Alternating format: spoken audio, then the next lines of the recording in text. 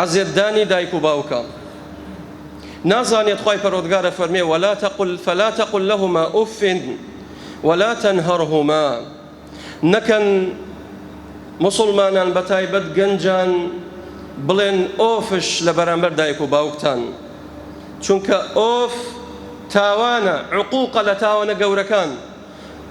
ئەگەر کەسێک لە دایک و باوشی بدات، ئەگەر کەسێک دایک و باوشی دەرکات، ئەگەر کەسێک سوکایەتی و جنێو بە دایک و باوشی بدات، مەلعون من لعن والديه، لعنەتی خوا لەو کەسە بێکەوە لعنەت لە دایک و باوشێکە. پێغەمبەری خوا فەرمی عەلەیهی السەڵات وەسسەلام جنێو بە دایک و باوشی دەدات، لعنەت لە دایک و باوشێکات، ئەو کەسە مەلعونە، خوا پەنامان بدات. نازانێت خوای پەروەردگار لا يقبل الله منه صرفا ولا عدلا.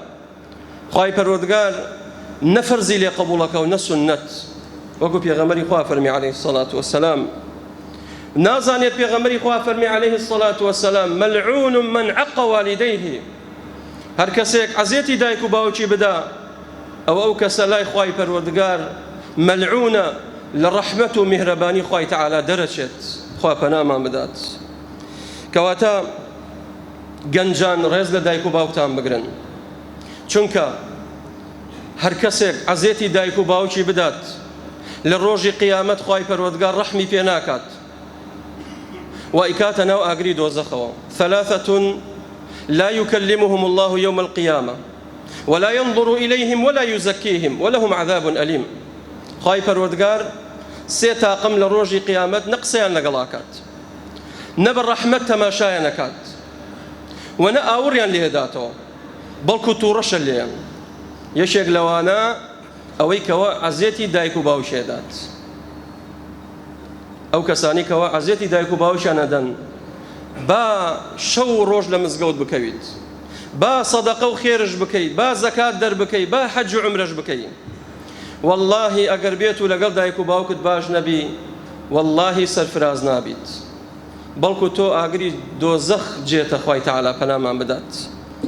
نازانێت ئەو کەسەی کەوە عەزێتی دایک و باوکێدا هەر لە دنیا خوای تەعالا تۆڵەی لێسەنێتەوە. پێغەمبەری خوا فەرمی عەلەیهی السەڵات وەسسەلام بابان معجلان عقوبتهما في الدنيا البغي والعقوق.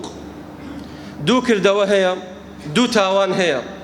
خوای تەعالا پێشێخا لە دنیا تۆڵە لە خاوەنەکەی سەنێتەوە. یەکەمیان بەغی زوڵمکردنە، چونکە الظلم ظلمات يوم القيامة. ئینسان نەبە زمانی زوڵم بکات، نەبە دەستی، نەبە فعلی، نەبە کرداری.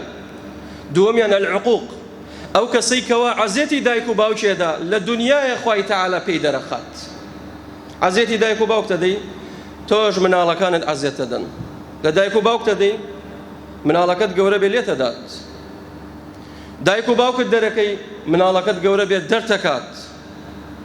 بۆ خێزانەکەت دایکت دەرەکەی لە ماڵ، کاتێک تۆش پیرە بیت و چتە ناو ساڵ، پێویستت بە مناڵەکەتە و ئەو کاتە الجەزاء من جنس العمل، مناڵەکەت تۆش دەرەکا و ڕێزت لێ ناگرێت.